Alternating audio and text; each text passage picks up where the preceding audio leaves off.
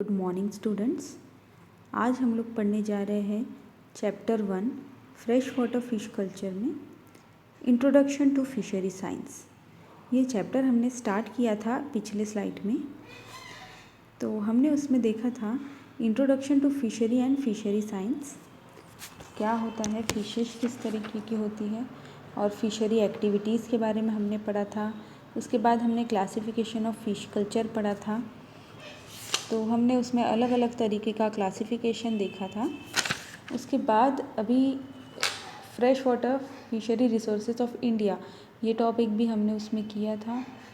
उसके बाद broad outline of fishery activities such as fish catching, processing and marketing. तो इसमें का फ़िश कैचिंग जो टॉपिक है वो हमने पढ़ लिया था। और उसके बाद हम लोग फ़िश प्रोसेसिंग आज स्टार्ट कर रहे हैं। ठीक है, फ़िश कैचिंग हम करते हैं जब फिशेस उनका साइज़ पूरा एक्वायर कर लेती है, जब साइज़ में आ जाती है तब हम लोग क्या करते हैं, फिशेस को कैच करते हैं और उसको मार्केट में बेचते हैं। तो उसके पहले क्या प्रोसेस होती है, मार्केट में जाने से पहले क्या होता है, फ़िश प्रोसेसिंग होता है। तो उसके बारे में हम लोग आज पढ़ने वाले हैं। तो स्टार्ट करते हैं।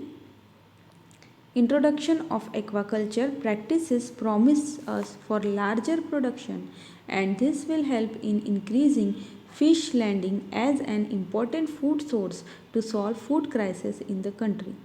तो एक्वाकल्चर जब इंट्रोड्यूस हुआ तो उससे जो प्रैक्टिसेस होने लगी, उसके थ्रू जो लोग काम करने लगे, तो उससे क्या हुआ, प्रोडक्शन बढ़ने लगा और fish landing means fish catch भी बढ़ने लगा। उसके वजह से क्या हो रहा है, जो फूड क्राइसिस है कंट्री में, जो फूड क्राइसिस का प्रॉब्लम है वो सॉल्व हो रहा है because of fish production in larger amount. A common fisherman is increasing utility of fish product by using old technology of preservation such as salting, sun drying, etc. तो fisherman जो है उन्होंने जो फ़िश की utility है वो बढ़ा दी है। किस तरीके से कि फ़िशेस जो है उसमें नई नई टेक्नोलॉजी का यूज़ करके उनको प्रोसेस करके उनको क्या किया जा रहा है, प्रिजर्व किया जा रहा है। जो फ़िश होती है वो एक पेरिशेबल क्वालिटी का प्रोडक्ट है। पेरिशेबल क्वालिटी मीन्स जो बहुत जल्दी ख़राब हो जाती है। ठीक है, बहुत लंबे समय तक हम उसको ठीक नहीं रख सकते हैं। ठीक है, उसको 2 दिन तक हम लोग अच्छे से रख सकते हैं, उसके बाद वो क्या होना चालू हो जाती है, सड़ना, ख़राब होना चालू होती है। इसीलिए ये एक पेरिशेबल क्वालिटी का गुड है। इसीलिए जो फिशरमैन है उन्होंने उसमें नई नई टेक्नोलॉजी का यूज़ करके उसको प्रिजर्व किया है, जिसके वजह से उसको क्या, उसकी यूटिलिटी क्या है, बढ़ गई है। Generally fish and prawns are sold in market in fresh condition. तो वैसे तो फ़िश और प्रॉन्स जो होते हैं उन्हें हम लोग फ्रेश कंडीशन में ही बेचते हैं मार्केट में। Fishes are perishable product and because of their perishable nature they start to spoil immediately after catching. तो क्या कहा गया है यहाँ पे, fishes are perishable product. Fishes कैसे है, पेरिशेबल प्रोडक्ट है और उसी वजह से क्या होता है, उनका नेचर कैसा है कि जल्दी से जैसे ही वो कैच किए जाते हैं, ठीक है, तो उसके बाद वो धीरे धीरे स्पॉइल होना उनका स्टार्ट हो जाता है। To save fishes from such condition preservation and processing is necessary. तो हमें अगर फिशेस को सेव करना है अच्छे से तो उसके लिए हमें क्या करना पड़ेगा, प्रिजर्वेशन प्रोसेस करनी पड़ेगी और वो इम्पॉर्टेंट प्रोसेस है। Next slide. In addition to this modernization of fishing craft, fishing gear, breeding techniques, increased catch to the great extent resulted into more production of fish. तो हम लोग जो मॉडर्नाइजेशन का यूज़ करके, जैसे कि फिशिंग क्राफ्ट्स है, मीन्स जो फिशिंग के लिए हमको लगता है, बोट्स और अलग अलग तरीके गियर्स, फिशिंग गियर्स है, जैसे फ़िश कैचिंग करने के लिए हमको क्या लगता है, नेट की ज़रूरत पड़ती है, तो उसमें भी अलग अलग तरीके के नेट्स यूज़ किए जाते हैं। ब्रीडिंग टेक्निक्स, फिशेस को ब्रीड करवाने के लिए अलग अलग टेक्निक का यूज़ किया जाता है। Increased catch to great extent resulted into more production of fish. तो इसके वजह से क्या हुआ है, ये सब जो फिशिंग क्राफ्ट है, फिशिंग गियर्स है, ब्रीडिंग टेक्निक्स है, उसके वजह से प्रोडक्शन क्या है हमारा अच्छे तरीके से बढ़ गया है, और जिसके वजह से हमको मोर प्रोडक्शन हमको मिलता है। Production of inland fisheries is almost used in fresh condition where preservation and processing is not practice.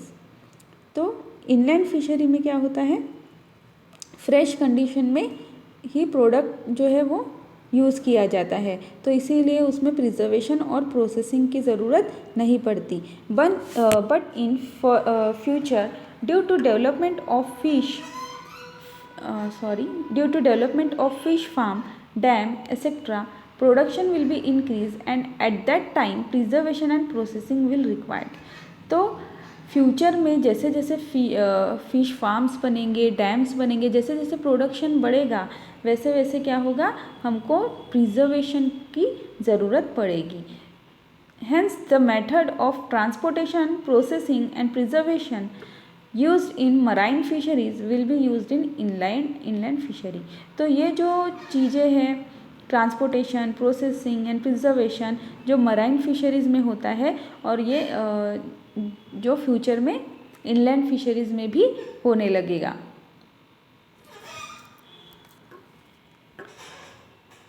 Fish and fish product are transported from producing center to consuming center by using head load, shoulder sling, bicycle and motor vehicle। तो fish और fish product जो होते हैं उनको transport किया जाता है from the producing centre, means जो भी वाटर बॉडी है जहाँ से फ़िश को कलेक्ट किया जा रहा है, जहाँ से फ़िश को कैच किया जा रहा है, उसे क्या बोला गया है यहाँ पे, प्रोड्यूसिंग सेंटर। और प्रोड्यूसिंग सेंटर से कंज्यूमिंग सेंटर की तरफ हम लोग ट्रांसपोर्ट करते हैं, मीन्स जहाँ पे मार्केट होते हैं उन्हें क्या कहा गया है, कंज्यूमिंग सेंटर, जहाँ से लोग फ़िश कंज्यूम करते हैं। तो प्रोड्यूसिंग सेंटर से हमें कंज्यूमिंग सेंटर तक लेके जाने के लिए हमको क्या लगेगा, ट्रांसपोर्टेशन लगेगा। और वो कैसे किया जाता है, बाय हेड लोड्स, सर पे लेके जाते हैं हेड लोड्स टोकरी में, और शोल्डर स्लिंग्स पे ट्रांसपोर्टेशन होता है, बाय बाइसिकल होता है, और मोटर व्हीकल के थ्रू ट्रांसपोर्टेशन किया जाता है। Before transportation fishes are handle carefully, mud waste material are remove by cleaning in fresh water. तो जब ट्रांसपोर्टेशन हमें करवाना होता है उसके पहले की जो प्रोसेस होती है वो क्या होती है, उनको अच्छे से वॉश करना, ठीक है, और हमें बहुत ही केयरफुली उन्हें हैंडल करना होता है, और उन पे जो मड होता है, वेस्ट मटेरियल लगा होता है, उन्हें हमको क्या करना पड़ता है, क्लीन करना पड़ता है by fresh water. After packing with ice they are sent to market, और बाद में उन्हें अच्छे से धो के हम लोग क्या करते हैं, आइस में उसे पैक किया जाता है और उन्हें मार्केट की तरफ भेजा जाता है। Fishes are preserved and processed by using any one method such as salting, sun drying, curing, chilling with ice, freezing and refrigeration, storing in cold storage, deep freezing and freeze drying, canning, mechanical drying, dry salting, brining, smoking, pickling etc। तो ये सारी इतने सारे जो है क्या है, process है जिससे हम लोग फ़िश को प्रिजर्व करके रख सकते हैं। तो फ़िश को कैसे, किन किन मेथड से प्रिजर्व कर सकते हैं हम लोग, सॉल्टिंग मीन्स सॉल्टिंग करके रखना, नमक का यूज़ करके, सन ड्राइंग धूप में उन्हें सुखाया जाता है, करिंग बाय मेकिंग करी, चीलिंग उन्हें आइस में रख के, चिलिंग विथ आइस, फ्रीजिंग उन्हें बहुत कम टेम्परेचर पे फ्रीज़ करके, एंड रेफ्रिजरेशन फ्रीज में उसको रेफ्रिजरेट करके रख सकते हैं, स्टोरिंग इन कोल्ड स्टोरेज अच्छी ठंडी जगह पे हम लोग उसको स्टोर कर सकते हैं, deep freezing and freeze drying, deep freezing करके रख सकते हैं और फ्रीज ड्राइंग भी हम लोग कर सकते हैं। कैनिंग, कैनिंग जो फैक्ट्री में होता है प्रोसेस, कैन में उनको पैक किया जाता है, उसमें प्रिजर्वेटिव्स मिलाए जाते हैं और उसके साथ उसको कैन में पैक कर दिया जाता है। Mechanical drawing, drawing by using machines, dry salting, dry salting कर सकते हैं, ब्राइनिंग, ब्राइनिंग मीन्स सोक इन सॉल्टी वाटर, स्मोकिंग उसको स्मोक करके मीन्स स्मोकिंग कर सकते हैं और पिकलिंग हम लोग कर सकते हैं। तो ये सब जो है ये सारे क्या है प्रिजर्वेशन प्रोसेस है जिनसे हम लोग जो फिशेस हैं उनको अच्छी तरीके से प्रिजर्व करके रख सकते हैं। None of the methods mentioned above can be said to be perfect. तो ये ऊपर जो हमने अभी जो सारे मेथड्स पढ़े उनमें से हम कोई भी मेथड को परफेक्ट नहीं बोल सकते, क्योंकि कोई ना कोई उनके डिसएडवांटेज है। जैसे फ्रीज़ करने के बाद जब हम लोग यूज़ करते हैं फ़िश को तो क्या होता है उसका टेस्ट थोड़ा सा जो फ्रेश फिश में जो टेस्ट होता है वो बाद में नहीं आता है। इस तरह के छोटे छोटे डिसएडवांटेज हर इसमें आते हैं। Each method has its own advantages and disadvantages. हर एक मेथड का अपना एक एडवांटेज और डिसएडवांटेज है। Chilling is obtained by covering the fish with layer of ice. Chilling किस तरीके से की जाती है कि जो फिश है उसके सरफेस को पूरी तरीके से आइस से ढक दिया जाता है। Chilling is for only short period. और चिलिंग जो है हम बहुत लंबे समय तक नहीं कर सकते हैं। चिलिंग के बावजूद भी बहुत लंबे समय तक अगर हम करके रखते हैं उसको चिल तो फिश ख़राब होने लगती है कुछ दिनों में। तो हम लोग ये जो प्रोसेस है वो बहुत दिनों के लिए नहीं कर सकते। During transportation chilling is for only short period. तो इसलिए चिलिंग हमें थोड़े समय के लिए हम लोग कर सकते हैं। During transportation from landing to consuming center this method is applicable.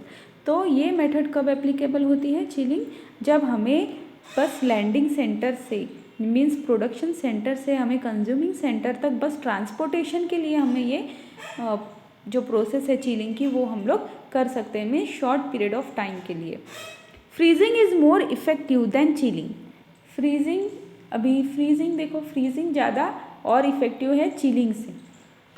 It is done by using mixture of ice and salt और रेफ्रिजरेशन। और ये कैसे किया जाता है उसमें फ़िश को किस में रखा जाता है सॉल्ट और आइस में रखा जाता है और उन्हें रेफ्रिजरेट करके रखा जाता है। It prevent rancidity. और ये इससे क्या होता है रेंसिडिटी से बचाव होता है मीन्स बासी नहीं होती है फ़िश। ठीक है। Deep freezing prevents denaturation and retain freshness and flavour of fish to maximum.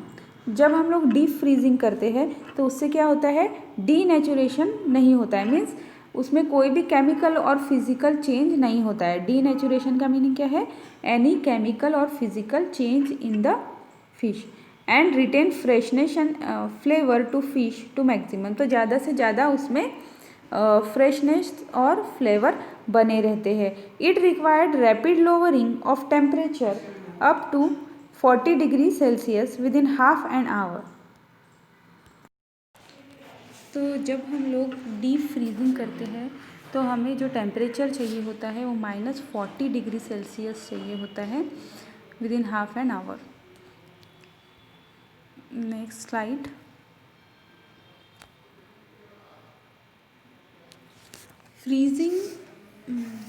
Freezing is more effective than chilling.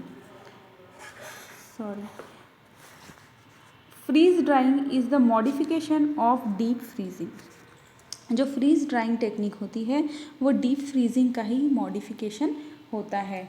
It completely remove all chances of denaturation. और फ्रीजिंग ड्राइंग से क्या होता है पूरा कोई भी चांस नहीं होता है डीनेचुरेशन का। डीनेचुरेशन मीन्स एनी केमिकल और physical change in the fish. In this method, the deep frozen fish at -20 degree Celsius is then dried by direct sublimation of ice to water. तो इसमें क्या होता है डीप फ्रोज़न जो fish होती है जो हम -20 डिग्री सेल्सियस पे फ्रीज़ करके रखते हैं उसे क्या किया जाता है ड्राइड किया जाता है। और वो किस तरीके से किया जाता है डायरेक्ट सब्लिमेशन से, जिसमें क्या होता है आइस का डायरेक्ट वाटर वेपर में कन्वर्शन होता है without melting into liquid water. Means ice जब हम लोग मेल्ट करते हैं तब क्या होता है आइस सॉलिड फॉर्म में होता है और जब वो मेल्ट होता है तब वो लिक्विड फॉर्म में जाता है। तो इसमें क्या होता है जब हम लोग सब्लिमेशन करते हैं तो आइस से डायरेक्ट उस वाटर के वाटर वेपर्स बन जाते हैं without going into the middle step of liquidisation means water form नहीं होता है, डायरेक्ट वाटर वेपर्स फॉर्म होते हैं। For this process fish is expose to 14 degree celsius in a vacuum frozen chamber. तो इस प्रोसेस के लिए क्या की जाती है, फ़िश को एक्सपोज किया जाता है वैक्यूम फ्रोज़न चेम्बर में, जिसका जो टेम्परेचर होता है वो कितना होता है 14 degree Celsius. Now Canning. Canning is very effective method but it is costly. Canning जो मेथड है प्रिजर्वेशन करने का, वो बहुत ही इफ़ेक्टिव मेथड माना गया है, बट ये क्या होता है, कॉस्टली होता है। Product remains in good condition with maximum flavours. तो जो हमारा प्रोडक्ट है फ़िश, वो अच्छी कंडीशन में होता है और उसके मैक्सिमम फ्लेवर्स बरकरार रहते हैं। Fish is cut into boneless pieces then brine और पिकल टू इम्प्रूव टेस्ट। इसमें क्या किया जाता है, फ़िश को अच्छे से कट किया जाता है, बोनलेस होती है मीन्स उसके बोन्स निकाल दिए जाते हैं और उसको अच्छे से पीसेस में कट किया जाता है। देन ब्राइन और पिकल्ड मीन्स, ब्राइन मीन्स उसको सॉल्ट वाटर में रखा जाता है या फिर उसको पिकल किया जाता है टू इम्प्रूव टेस्ट, जिससे क्या होता है फ़िश का टेस्ट और इम्प्रूव होता है। Preliminary cooking is carried out. Preliminary cook की जाती है fish. Cooled fishes are then kept in cans. उसके बाद जो पीसेस होती है फ़िश के, उसको कूल किया जाता है और थिन किया जाता है और उसको कैंस में पैक किया जाता है। Cans are then finally sealed in canneries. और उसके बाद फाइनली उनको सील्ड कर दिया जाता है in canneries. Canneries means factory. Generally uneconomical small sized fishes preserve by sun drying. तो जनरली जो अनइकोनॉमिकल फिशेस है, ठीक है, जो छोटे साइज़ की फिशेस है जिनको अच्छी वैल्यू नहीं आती है मार्केट में, ठीक है, ऐसी फिशेस को क्या किया जाता है, प्रिजर्व करने के लिए सन ड्राइंग किया जाता है। Fishes after catching are wash by rinsing in brine water and then spread on sand or mat or hang on bamboo frame work and left to dry till complete water evaporates। तो fish को पहले catch किया जाता है और catch करने के बाद उनको वॉश किया जाता है by rinsing in brine water means salt water में, and then spread on sand और मैट। उसके बाद उसको स्प्रेड किया जाता है सैंड पे या फिर मैट पे या फिर हैंग किया जाता है बाम्बू फ्रेम्स पे, एंड उसको बाद में रख दिया जाता है कि वो कंप्लीट ड्राई हो जाए, उसका वाटर जो है उसके अंदर वो पूरी तरीके से इवेपोरेट हो जाए। Dry salting, brining and smoking is also done to preserve the fishes. तो ड्राई सॉल्टिंग की जाती है, ब्राइनिंग की जाती है और स्मोकिंग की जाती है। Is also done to preserve the fishes. और ये सब प्रोसेस फिशेस को प्रिजर्व करने के लिए किए जाते हैं। नेक्स्ट है मार्केटिंग। ठीक है, हमने अभी पढ़ा कि फ़िश प्रोसेसिंग, ठीक है, ये जो हमने अब तक पढ़ा वो सब किस में आया, फ़िश प्रोसेसिंग में। मीन्स जब हम लोग फ़िश कैच करते हैं उसके बाद उसको किस तरीके से प्रोसेसिंग किया जाता है। तो हमने प्रोसेसिंग में पढ़ा salting, sun drawing, brining, smoking, pickling. तो ये सब जो प्रोसेस है वो क्यों किए जाते हैं, ताकि हम लोग फ़िश को प्रिजर्व करके ज़्यादा समय तक के हम लोग उसे रख सके और बाद में कंज्यूम कर सके। तो उसके बाद जो फाइनल स्टेप है हमारा, ठीक है, फ़िश कैच की, फ़िश के बाद उसके बाद फ़िश प्रोसेसिंग हुई, अभी क्या हो रहा है, फाइनल जो है मार्केटिंग। ठीक है, तो लास्ट हमारा स्टेप है marketing. Marketing is the important link in between production and consumption of fish bye final consumer. तो मार्केटिंग एक इम्पॉर्टेंट लिंक बोली गई है किनके बीच में, production and consumption of fish bye final consumer. तो जब तक फाइनल कंज्यूमर तक नहीं पहुंचती है हमारी फ़िश, तो उसके बीच में क्या होता है, प्रोडक्शन और कंजप्शन। ठीक है, और फिर फाइनल कंज्यूमर तक हमारी फ़िश पहुंचती है। तो किसके थ्रू पहुंचती है, बाय मार्केटिंग। ठीक है, it includes all the economic activities like catching, assembling, transportation, storage, packaging, processing and sale of the fish. इसमें मार्केटिंग में क्या क्या आ जाता है, सारी जो इकोनॉमिक एक्टिविटीज़ है, जैसे कि सब कुछ आएगा उसमें, कैचिंग, उसके बाद असेंबलिंग, ठीक है। कैच करने के बाद उनको क्या किया जाता है, असेंबल किया जाता है अच्छे से, ठीक है। जैसे साइज़ होती है फिशेस की, उस तरह से उसको असेंबल किया जाता है। जब हम लोग कैचिंग करते हैं तो हमें डिफरेंट टाइप ऑफ फिशेस और डिफरेंट साइज़ ऑफ फिशेस हमको वहाँ पे मिलती है, तो हमें उनके साइज़ के हिसाब से, उनकी जो स्पीशीज़ है उस हिसाब से हमको क्या करना पड़ता है, सॉर्ट करना पड़ता है, उसको फिर असेंबल करके रखना पड़ता है। उसके बाद ट्रांसपोर्टेशन, तो असेंबलिंग के बाद क्या आता है, ट्रांसपोर्टेशन। हमको क्या करना पड़ता है, प्रोड्यूसिंग सेंटर से हमें कंज्यूमिंग सेंटर तक के उसे ट्रांसपोर्ट करना होता है। स्टोरेज जब हम लोग ट्रांसपोर्ट करते हैं उस समय भी हमें स्टोरेज की ज़रूरत पड़ती है, ठीक है। तो फिश को हम लोग अच्छी तरीके से पहले स्टोर करते हैं और फिर ट्रांसपोर्ट करते हैं। उसके बाद पैकेजिंग, अगर पैकिंग वाली भी प्रोडक्ट आते हैं फिश प्रोडक्ट, तो वो पैकेजिंग में आ जाता है। प्रोसेसिंग, अगर हमें फ़िश को प्रिजर्व करके रखना है तो उस पर हम लोग प्रोसेस करते हैं। And sale of the fish, तो ये सब जो प्रोसीजर है, ये सब जो एक्टिविटीज़ है वो हमारी किस में आती है, मार्केटिंग में आती है। In short it is catch to consumer, और शॉर्ट में अगर कहा जाए तो कैच टू कंज्यूमर प्रोसेस इसको कह सकते हैं, कि कैच से लेके जब तक कंज्यूमर तक नहीं जाती है तब तक ये सारी प्रोसेस को क्या कहा है, मार्केटिंग कहा गया है। In the concept of marketing one should consider some of the important aspect such as, तो मार्केटिंग में इम्पॉर्टेंट एस्पेक्ट बताया गया है, जैसे कि हम लोग अभी पढ़ेंगे। It include all activities which are responsible to transfer the ownership of the product. इसे हम ऐसे भी कह सकते हैं कि इसमें ये सारी एक्टिविटीज़ आती है जो कि रिस्पॉन्सिबल होती है ट्रांसफ़र करने के लिए ओनरशिप ऑफ द प्रोडक्ट जो है उसका ओनरशिप, पहले वो किसी और की थी जब कैच किया, और जब बेच दिया तो वो किसी और की, तो ओनरशिप चेंज हो गई यहाँ पे, ठीक है। सेकेंड है, it depends upon time, place and utility of the product. Marketing किस पे डिपेंड होता है, time, place, utility of the product. तो टाइम किस तरीके से हमको मतलब बहुत लंबी दूरी पर हमको भेजनी है, या फिर प्लेस, ये सब मार्केटिंग जो है इस पे, इन तीनों चीज़ों पे डिपेंड होती है, चीज़ों पे, टाइम, प्लेस एंड यूटिलिटी। अगर देखो प्लेस, मार्केट प्लेस बहुत दूर है, ठीक है, तो क्या होगा, हमको टाइम ज़्यादा लगेगा, ठीक है। उसके वजह से क्या है, हमारा जो प्रोडक्ट है फ़िश, वो क्या है, पेरिशेबल प्रोडक्ट है, मीन्स बहुत जल्दी ख़राब हो जाता है, इसलिए हमको क्या करना पड़ेगा, ट्रांसपोर्ट स्पीडी होना चाहिए, उसके बाद जल्दी जल्दी वो बिकनी चाहिए। तो इस तरीके से सारी चीज़ जो है वो इफ़ेक्ट करती है मार्केटिंग को। और यूटिलिटी मीन्स वहाँ पे कितनी यूटिलिटी है फिशेस की, उस हिसाब से हमको मार्केटिंग करना होता है। Through the process of marketing wants are satisfied, तो इस प्रोसेस से क्या होती है, वांट्स जो है वो सेटिस्फाई होते हैं, मीन्स जो वो चीज़ लेना चाहते हैं वो सेटिस्फाई होती है बाय द मार्केटिंग प्रोसेस।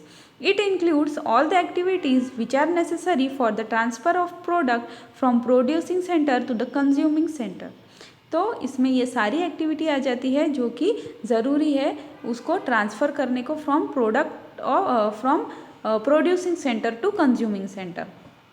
बहुत बार ये एक सेंटेंस यहाँ पे लिखा गया है, ठीक है। All the activities of marketing such as buying, assembling, transportation, storage, grading, standardisation, branding, selling etcetera are describe as marketing function.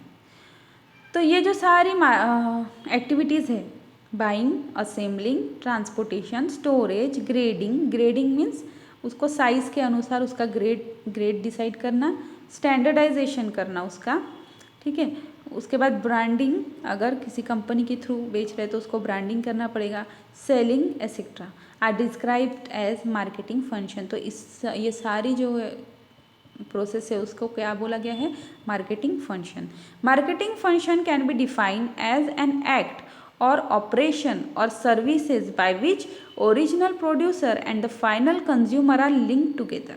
तो मार्केटिंग फंक्शन को किस तरीके से डिफाइन किया गया है, ये एक ऑपरेशन है और एक ये सर्विस है जो कि ओरिजिनल प्रोड्यूसर और फाइनल कंज्यूमर, ठीक है। ओरिजिनल प्रोड्यूसर कौन हो गया यहाँ पे, फिशरमैन, और फाइनल कंज्यूमर कौन हो गया, जो पीपल जो फिश खरीदते हैं, ठीक है, तो इनके बीच में लिंक बनाता है, ठीक है। Broadly marketing function are grouped into 3 major group such as, marketing function को और 3 बड़े ग्रुप में बताया गया है, जैसे कि function of exchange, function of physical supply and facilitation function. तो कौन से फंक्शन है? Function of exchange, function of physical supply and facilitation function. तो ये सब फंक्शन हम लोग यहाँ पे शॉर्ट में पढ़ेंगे आगे नेक्स्ट स्लाइड में, ठीक है। तो फर्स्ट देखो, function of exchange include to main function. Function of exchange को मेन फंक्शन में इंक्लूड किया गया है। Selling and buying of the product. Function of physical supply includes further transportation and storage of product and facilitation function include standardisation, grading, financing, pricing, risk bearing, market information and service. तो function of exchange हमने एक पढ़ा जिसको main function में include किया गया है, जिसको सेलिंग और बाइंग ऑफ प्रोडक्ट बोलते हैं। उसके बाद फंक्शन ऑफ फिजिकल सप्लाई, ठीक है। तो फंक्शन ऑफ एक्सचेंज में सेलिंग और बाइंग है, क्योंकि उसमें क्या हो रहा है? एक्सचेंज हो रहा है, मनी के बदले हम लोग क्या कर रहे हैं? प्रोडक्ट ले रहे हैं और दे रहे हैं, ठीक है। तो इसीलिए उसको क्या बोला है? Function of exchange. उसके बाद function of physical supply. Function of physical supply includes further transportation and storage of product and तो फंक्शन ऑफ फिजिकल सप्लाई में कौन सा आता है? ट्रांसपोर्टेशन एंड स्टोरेज आता है, ठीक है। उसके बाद facilitation function include standardisation, grading, financing, pricing, risk bearing, market information and survey. तो फैसिलिटेशन फंक्शन में क्या क्या आ जाता है? Standardisation, grading, financing, pricing, risk bearing, market information and survey. ये सब किस में आएगा? फैसिलिटेशन फंक्शन में। तो ये 3 फंक्शन हैं। All these function takes effort to distribute and deliver the product to the final consumer. तो ये जो तीनों फंक्शन हैं, ठीक है, ये इसके वजह से क्या हो रहा है? हमारा जो प्रोडक्ट है वो डिलीवर किया जा रहा है from the two the final consumer. Fishes are distributed from producer to the consumer through a route. This route is called as channel of distribution. तो जो हमारी फिशेस है वो जो प्रोड्यूसर से किसकी तरफ जा रही है? कंज्यूमर की तरफ जा रही है, और वो एक रूट के थ्रू जाती है, ठीक है। और उस रूट को क्या बोला जाता है? चैनल ऑफ डिस्ट्रीब्यूशन, ठीक है। जैसे हमने जो फिशरमैन है उसने वाटर बॉडी है, एक समझो लेक है, उसमें से फिशेस कैच की, उसके बाद वो जाएंगी क्या कहते हैं, रिटेलर के पास जा सकती है, उसके बाद वो जो पीपल है खरीदने वाले, ठीक है, कंज्यूमर, उसके पास जाएंगी। तो ये क्या हो गया? रूट हो गया। और तो इसे क्या बोलते हैं? Channel of distribution. तो किस तरीके से डिस्ट्रीब्यूट हो रही है, उसका रूट कैसा है, ठीक है। These channels are producer to consumer, means producer से डायरेक्ट कंज्यूमर के पास जा रही है, ठीक है। जो एक फिशरमैन है, फिशरमैन डायरेक्टली किसी को बेच रहा है, तो ये क्या हो गया? Producer to consumer. उसके बाद प्रोड्यूसर, रिटेलर, कंज्यूमर। प्रोड्यूसर पहले किसको बेच रहा है? रिटेलर को। उसके बाद रिटेलर किसे बेच रहा है? कंज्यूमर को। उसके बाद थर्ड वाला जो चैनल है वो कौन सा है? Cooperative society, consumer. तो फिशरमैन जो है वो कोऑपरेटिव सोसाइटी को अपने जो फिशेस है, ठीक है, गुड्स है, वो दे देता है, और कोऑपरेटिव सोसाइटी के माध्यम से वो फिश कंज्यूमर तक पहुंचाई जाती है। तो ये एक रूट हो गया।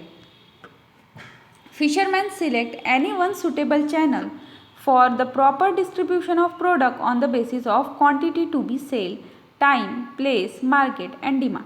तो फिशरमैन क्या करता है? फिशरमैन जो है वो रूट सिलेक्ट करता है, चैनल ऑफ डिस्ट्रीब्यूशन सिलेक्ट करता है, किसके लिए? For the proper distribution of product, अच्छे से उसका जो प्रोडक्ट है वो डिस्ट्रीब्यूट हो सके। और वो किसके बेसिस पे करता है? Quantity to be sell, means अगर उसको बहुत कम क्वांटिटी उसको बेचना है तो वो खुद ही जाके वहाँ से बेच सकता है। वो क्या करेगा?